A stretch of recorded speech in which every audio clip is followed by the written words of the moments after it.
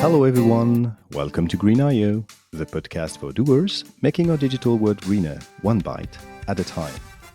Whether you work in tech, product, data, design, marketing, you name it, you will find inspiration with us for your next actions in digital sustainability and green IT. In this third episode, we went to Paris where we had the pleasure to meet Elisabeth Mouchy.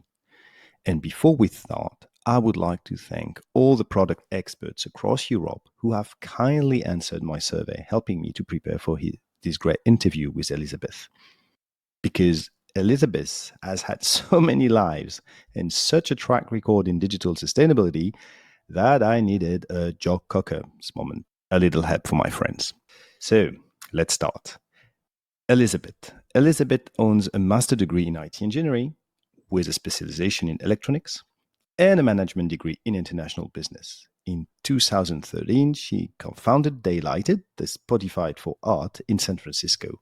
And the Daylighted technology has enabled viewers and artists to interact on more than 100,000 their artworks. She is now one of the top product leaders at Meetic, the multi-awarded dating service. She is super open to provide feedback and insights on digital sustainability, like she recently did in a Join Maestro masterclass, for instance. And she is dedicated to this. I must tell you that she blew my mind with the amount of preparation work she did for this interview. Welcome, Elisabeth. Thanks a lot for joining Green.io today. Thanks, Gail. So happy to be here. Thanks. First of all, what did I forget to mention about you? Nothing at all. It's perfect. Thank you so much. One thing that I'd like to highlight is maybe that I'm very interested in the digital sustainability subject and overall the sustainability in general. But I want to say that, and I know that it's going to make you laugh, but I'm not an activist. I'm just another normal person who wants to do her part in this fight against climate change. So trying to do it with a very hands-on approach in my company, Meetic. Wow, that's great because we interview both activists and both just people wanting to be great doers. This is the tagline of the podcast. Of course, nothing against activists, of course. No, but you need both exactly. Profiles for people to get a connection with the hosts and guests. Sorry, but okay. So you're not an activist, but how did you become interested in the sustainability in the first place, and the sustainability of our digital sector in that case? Yes, of course. So it's obvious to me that we all have to do our part in this fight against climate change and for sustainability. And so everybody usually, like me, starts small with recycling or eating local, organic food, trying to avoid eating meat, like things like this in your personal life. But I think like everybody come at a point where they will wonder, how can I have a bigger impact?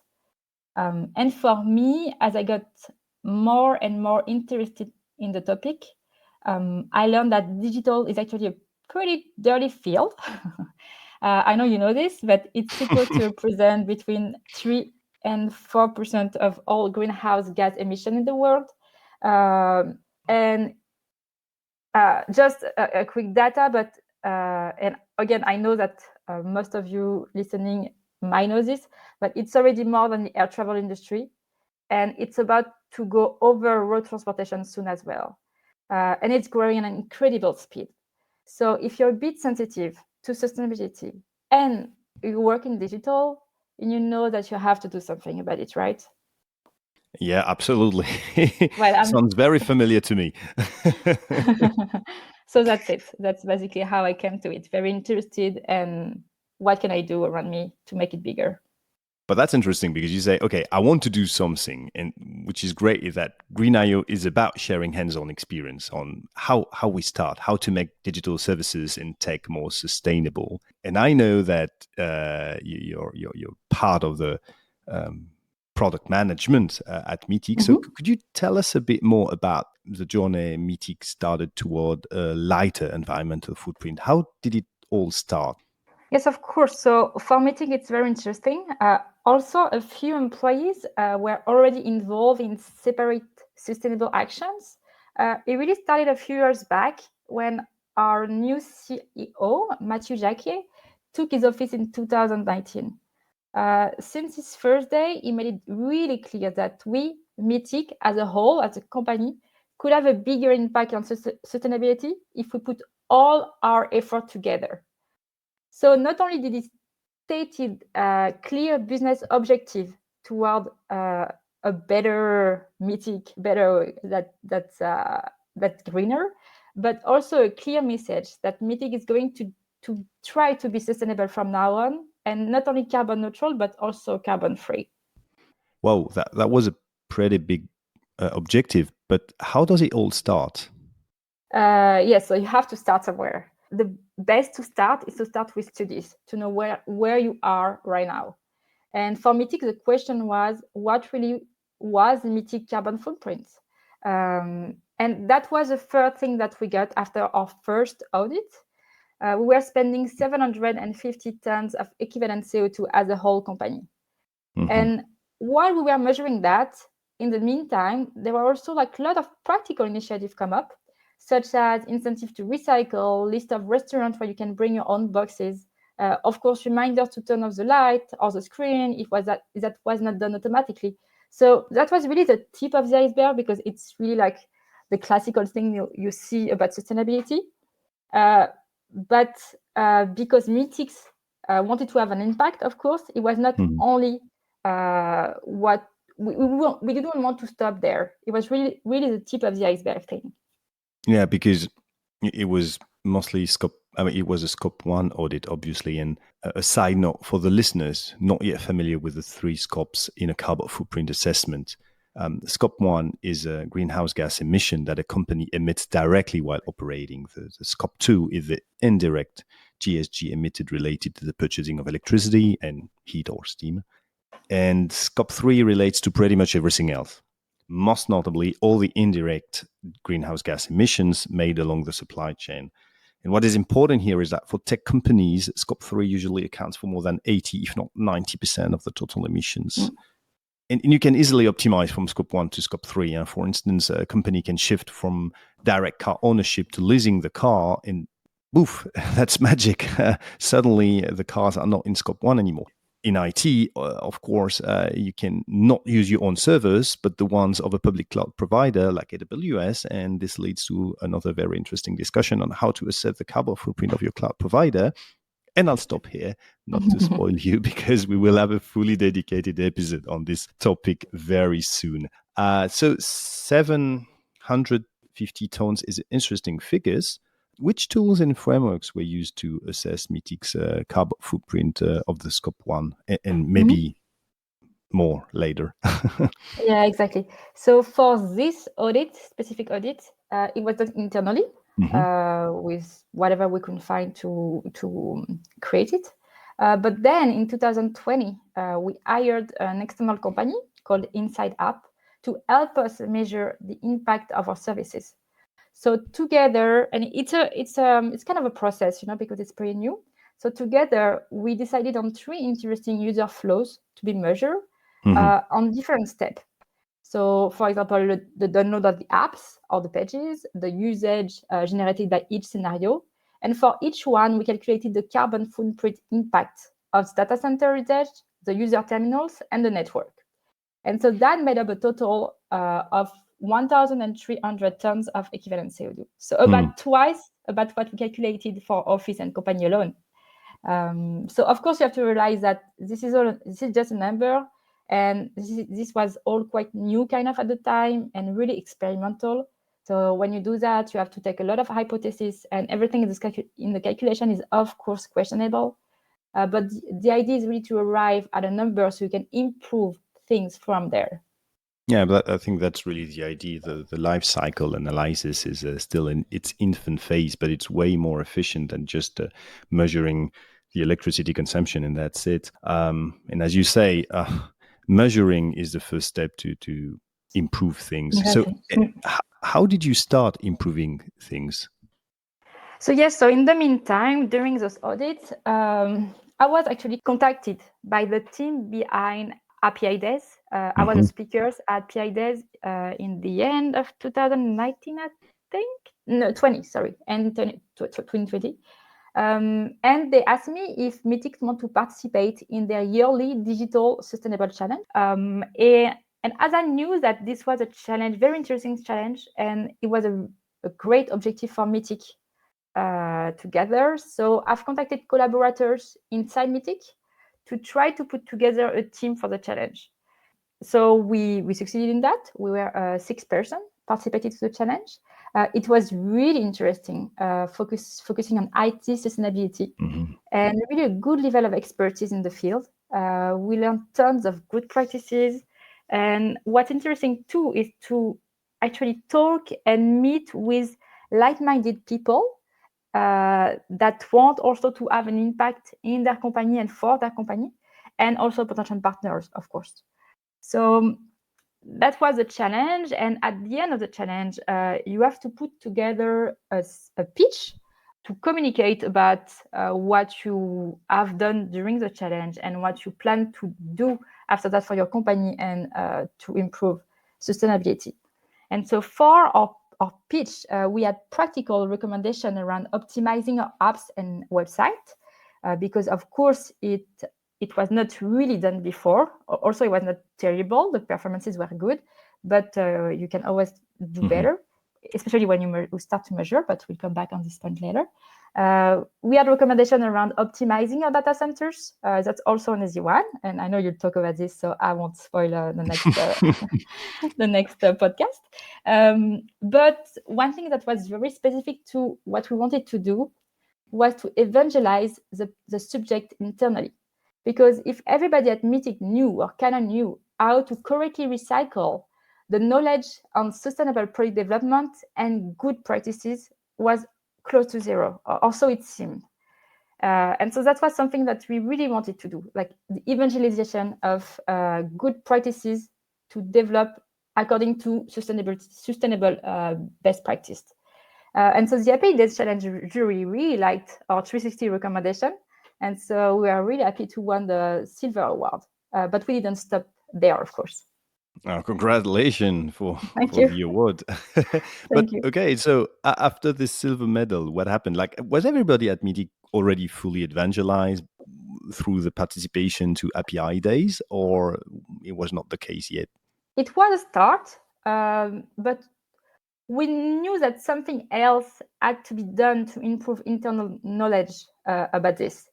So at Meetic, we generally organize yearly hackathons, and employees always love to participate.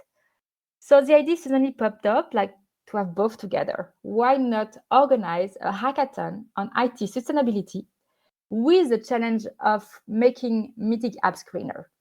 And so that's what we did. And it had a great participation. About 45 people participated from all departments in Meetic, with a total of 8 presented projects, ranging from optimizing our customer care answer flows and to integrating new cache tools or optimizing caching protocols, etc.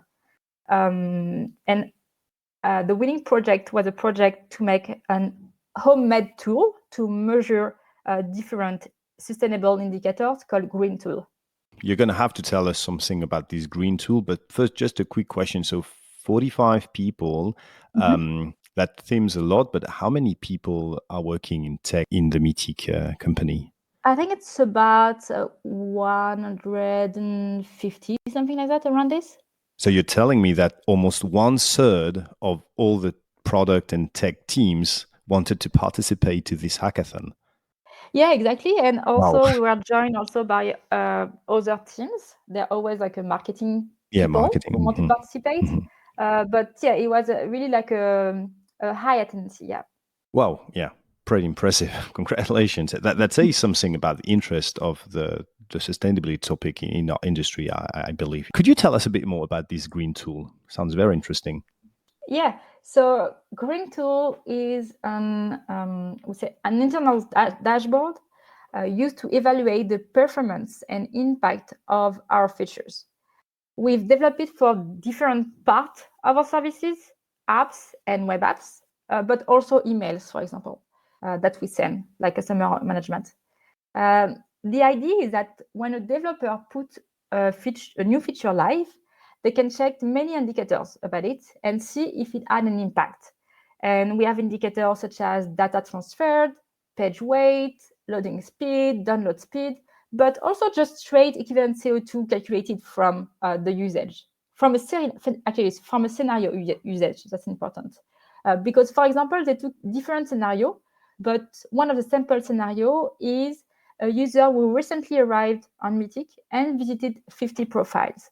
And so if you took this sample scenario and through automatic tests, they can simulate the impact of the scenario, get the data on the performances, and then you can see what was the impact of the scenario before and after the feature. That's quite interesting.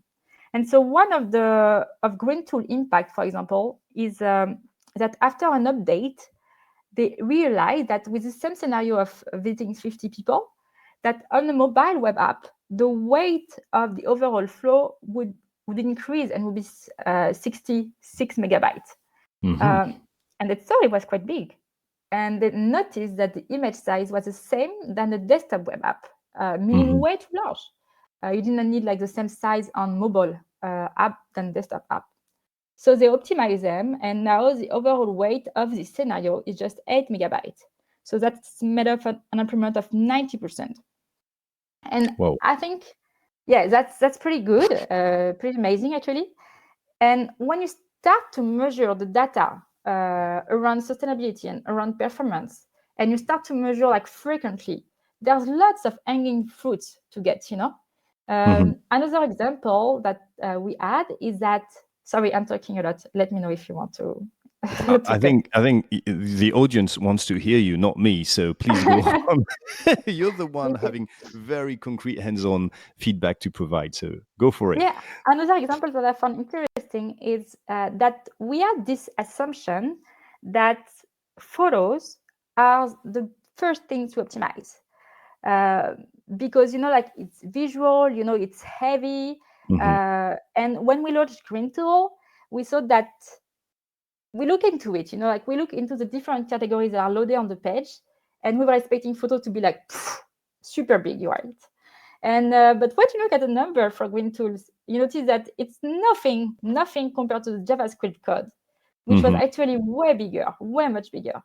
And so that thing like this, that you get surprised because you actually don't know until you look into it. And so Green Tool was really like a really useful tool for us. Today it's mostly monitored by QA manager, and it's included in the auto-generated test process. But the idea is that it's so easy to use and so user-friendly, that's why we made it, that it could be used by any engineering managers and product owners as part of their monitoring routine, for example, after a launch. One thing that's important to realize with those measures and tool to measure is that, you know, we talk about an audit at the beginning, and that's also good to realize where you are. But then with Meetic, you know, we deploy updates almost every day on our apps. Yeah. So there is no way that this audit is true tomorrow. So the nice thing with Green Tool is that we have the autonomy to check every time we update something on our app that it's correct, that the performance are the same, and that it's always at the top level, and we can always try to improve. Is it fully automated? Like you don't have manual intervention to update the data? It's fully automated. It's based on auto-generated tests that run automatically every, I would say something stupid. So maybe 5 minutes or 15 minutes or half an hour, I don't know. But it runs automatically. And then you check the data if you want to see the graph, but you also receive alerts if something's wrong, if something has changed. Wow, that's a very powerful tool. And that's a super insightful feedback you gave us about all this Meetic journey towards sustainability. So thanks a lot. Okay. And you know, in the survey I mentioned earlier, the top 4 challenges listed by participants were top level involvement, company wide awareness, how to start measuring, doing things, etc., and Mhm. prioritization and making sustainable the commitment towards sustainability. Mhm. And if you don't mind, I'd like to start with this last point: how to organize to avoid the end of the word versus end of the month dilemma. How did you entrench the sustainability criteria in your day-to-day product operation beyond the use of green tool, which is obviously a very massive first step? Yes, all of those are very interesting questions. To answer this specific question about how to avoid end of the world versus end of the month dilemma, it's hard to track back of where we started to put the sustainability in our day-to-day operation. But one thing that I mentioned is when, like Meetic, this is a company-wide objective, and on top of it, that socially engage the company. Initiative can come from many places, and it all comes together at some point to create a big impact. So it's hard to notice where it really started. But if I want to answer your question a bit more precisely from my point of view, once the topic is really pushed forward by top executive, it has to quickly move down to the employees so they get familiar with it. That's why the hackathon was a superb opportunity to help employees learn more about the sustainable practices, what can be done, and join in with their own expertise, try things, show that we can do things, and create a sort of emulation so that everybody wants to do it too and wants to do their part. Mm-hmm. So once the ball has started rolling, everything gets smoother, if I understand you right. Exactly, yeah.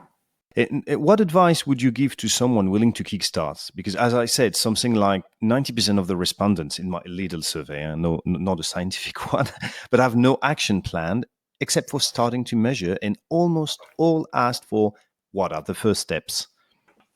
Yes, so the measurement is really the first step because when you start to measure, you'll see where you have to start. You know what I mean? Mm-hmm. Like it's really linked one to another. So that if you really want to be hands-on, there are many tools out there that can help you measure your apps or site performance, such as Lighthouse or Hublot open source tool, which is called Yeah. Scaffold. Uh, but some tools even provide guidance into what to improve to be sustainable. So and at a higher level, there are also a few consultancy companies that can run a carbon emission audit for you. You should really start there. You know, like it looks like it's easy, but actually it's not. It's not. Even if a consultancy company help you, it's not easy. You really had to go through it and make a lot of hypotheses, and it's really a process, and you'll improve it every year. Mm. But this is really the first step that you have to take. I'm sorry, it's maybe an obvious answer, but No, no, this no, I it's think not. for you. It's not, and this feedback is super important. I think the example you provided regarding the Mm. image size is a very interesting one. Of course, if you're a developer with the right level of awareness when it comes to digital sustainability, as a good craftsmanship, you will pay attention to the size of the images, but you might miss this JavaScript. There's not a saying that said like you can change what you can measure, something Mhm. like this. Yeah, It's exactly that.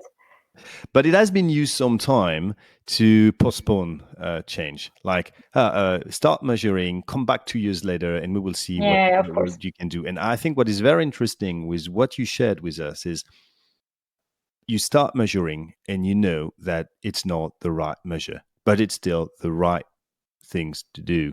Start Yeah, measuring, start testing, correcting it. And it's obvious that in 10 years' time, I mean, we will have international standard in digital yeah, sustainability, exactly. green IT. Everything will be way smoother. I bet pretty much that we will have carbon accounting assessor as we Yeah, have today sure. for financial accounting, and that actually that will be a huge pressure from pretty much everyone to be sustainable. Yeah. But do But we for really now, we have have 10 to years to continue. wait that everything is set up? No. So starting to measure and knowing that maybe it's between 1 to 3 fold the, Yeah, the size, it doesn't really matter because the direction is way more important than the absolute exactly. number. Yeah, it's about having the right direction. Yeah. Going back to another pain point that was raised, what about company-wide awareness? I mean, you choose the hackathon at Meetic, but would you give other advice on how to turn goodwill into action within teams? Yeah, very interesting question and very applicable to Meetic because we have a lot of initiatives implying our teams. So at Meetic, it also started a few years back with lunch meetings, BBL. And so during those BBL, we used to discuss everything from our product to the obvious administrative subject that I mentioned before, recycling, etc. Also, we have a Slack channel about sustainability where we share from time to time what is done around the world and also what we do in our personal life. So everybody can advance also in their personal life if they want. But I think the first step here, and this is what I mentioned just now, is really to create a strong community of people. Mm-hmm. We really want to push the topic forward. And for example, also around green tool or around green tool use, we have set up performance committees attended by most tech lead and engineering managers. This is a meeting that happens monthly, and it is used to prioritize a backlog of ideas to improve the overall performances of our services.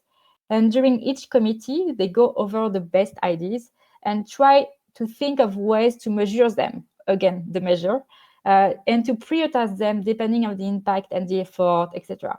And green tool is really key again in that. Sorry, I'm talking a lot of green tool because as it's an homemade tool, we can make it evolve at the same time that the indicators we need to measure the new ideas that we have. It's really like a good circle, like a positive circle of evolution. And what about top level involvement? Obviously, the sponsorship of your CEO is super strong. But was it the only one, in your opinion? Is it the best sponsor, the only one possible? Two things on this subject. One thing, I think the top level involvement worked at Meetic because it was really genuine, meaning it's never been about external communication or greenwashing. Like Mm-hmm. we were doing things only internally, so it was not for external communication at all, but really about our impact on society and on the world. And I think that's why it's taken off at Meetic, because it was really driven by a genuine will of changing the world. And second thing is that even before the hackathon, the executive wanted to make this objective a long-term objective for Meetic. So let's say that tomorrow, all the executive from the executive committee change. So CEO, CFO, everybody leaves, whatever. They wanted to make sure that the objective will stay within Meetic.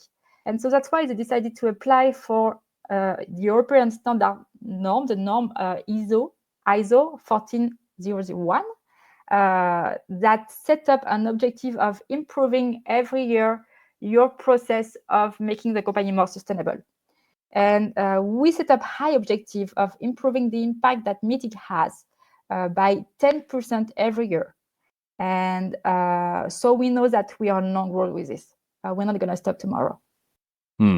Well, that's very interesting to connect with the overall objectives. 10%, quite ambitious, and it connects super well with another question, which is highly related, which is kind of my challenging question, which is beyond a beautiful low carbon scope 3. What about the impact on business? And let me clarify.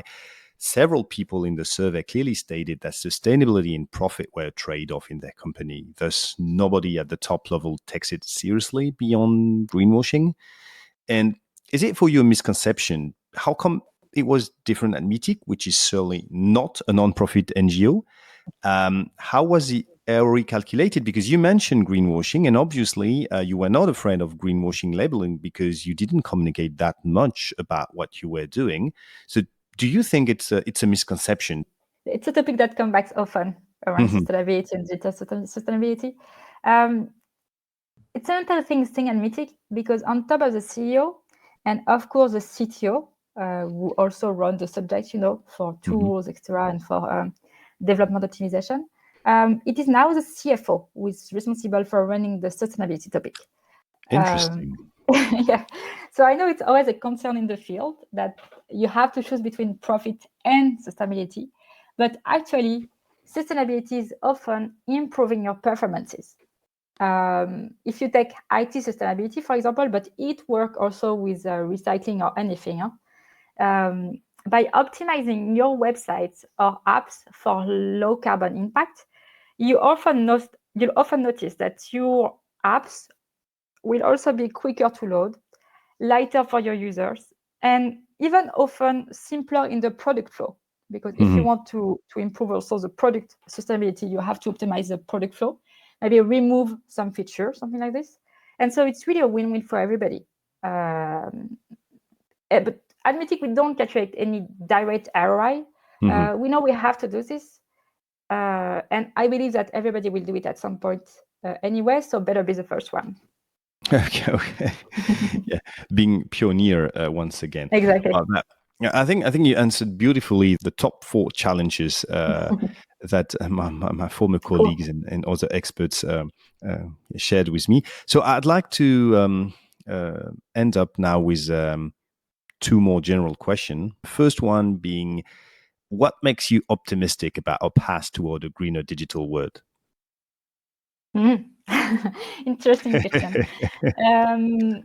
So, to be honest, I'm not really optimistic. You know this, I know this. The stats are worse every year, and every year scientists, researchers, people who know things give new objectives to limit greenhouse gas emission and the overall temperature rise. But year after year, it's higher and we're further away. So it's pretty pessimistic, sorry.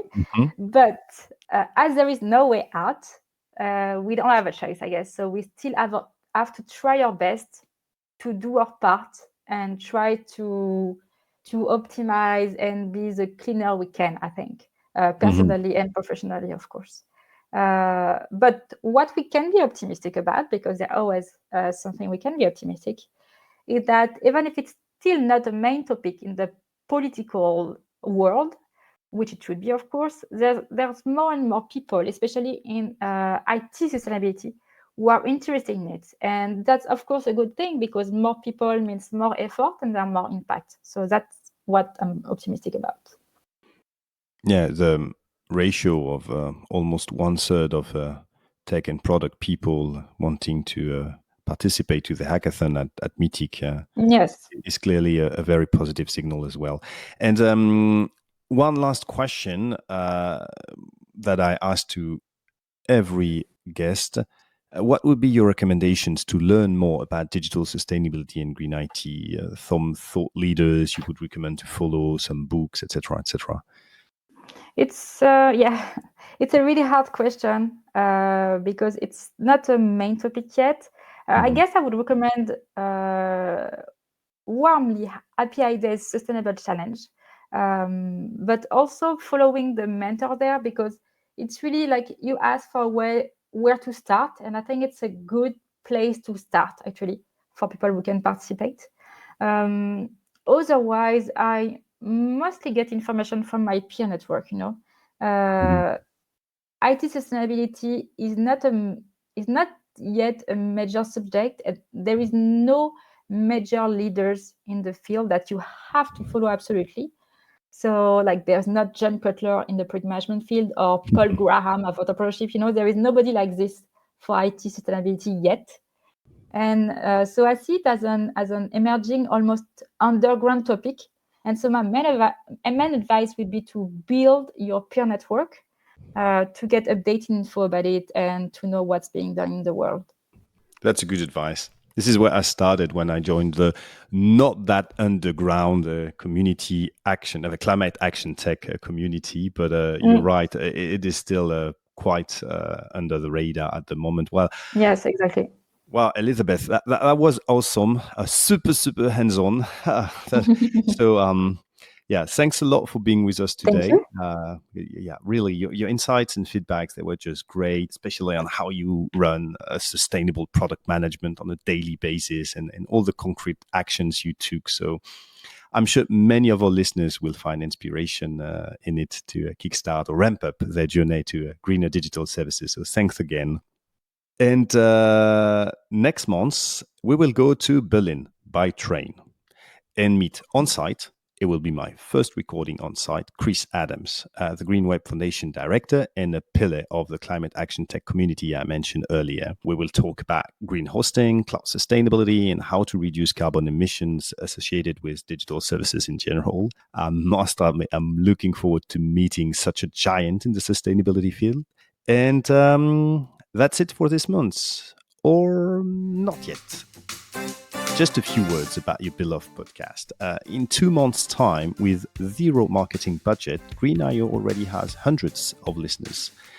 It's a great news. It means that you are not alone trying to build and run greener digital services and tech stack. Now, my dear listener, I need your help to boost it further. Just after you're done listening to this episode, please rate it 5 stars on Spotify, Apple Podcast, or any other podcast platform you use. On some of them, a nice review would also help. It will make a huge difference in the search results, and together we will reach new people eager to make our digital world greener, one bite at a time.